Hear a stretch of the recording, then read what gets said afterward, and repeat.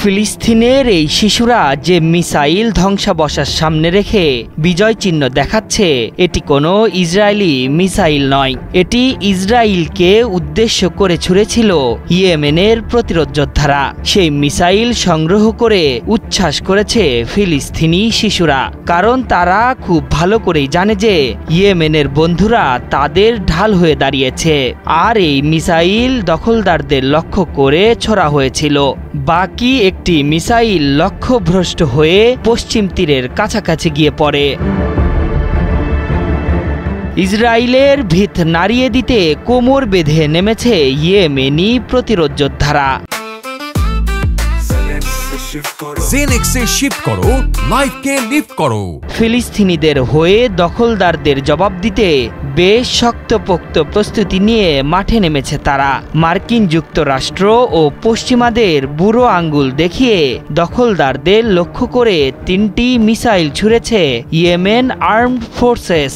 তাদের এই হামলায় বন্ধ ছিল ইসরায়েলের বেন গুরিয়ন বিমানবন্দর। মিসাইলের শব্দ শুনেই দিক বিদিক ছুটেছে ইসরায়েলিরা। এর মধ্যে 2টি মিসাইল লক্ষ্যবস্তুতে সফলভাবে আঘাত হেনেছে বলে নিশ্চিত করেছে ইয়েমেনের ইসলামী প্রতিরোধ বাহিনীর মুখপাত্র।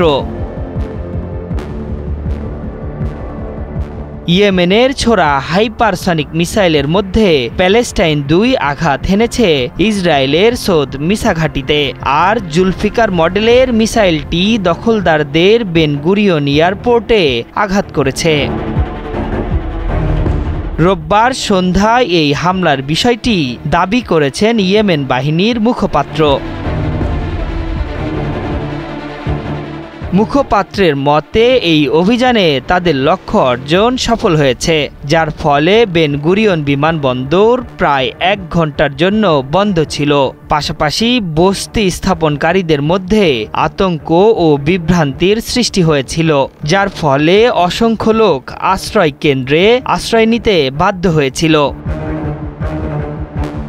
সারি জোর দিয়ে বলেন যে ইসরায়েল তার মিত্র মার্কিন যুক্তরাষ্ট্রের যতই সমর্থন পাক না কেন, ইয়েমেন তার নেতৃত্ব, জনগণ ও সশস্ত্র বাহিনী এবং নিপীড়িত ফিলিস্তিনি জনগণের সমর্থন এবং পাশে দাঁড়ানোর দৃঢ় অবস্থান থেকে পিছপা হবে না।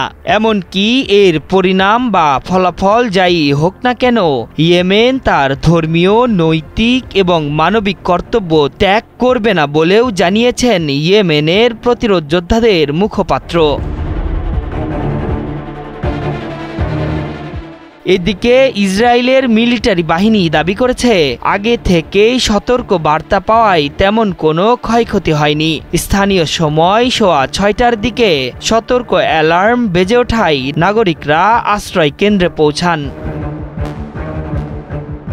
গাজায় নির্বিচারে হামলা শুরু হওয়ার পর থেকে দখলদার ইসরায়েলের দিকে ড্রোন ও মিসাইল ছুড়ছে ইরান সমর্থিত ইয়েমেনের প্রতিরোধ যোদ্ধারা। তাদের দাবি, ফিলিস্তিনিদের পাশে থাকতেই তাদের এই হামলা অব্যাহত থাকবে। আশরাফুল ইসলাম, ৭১।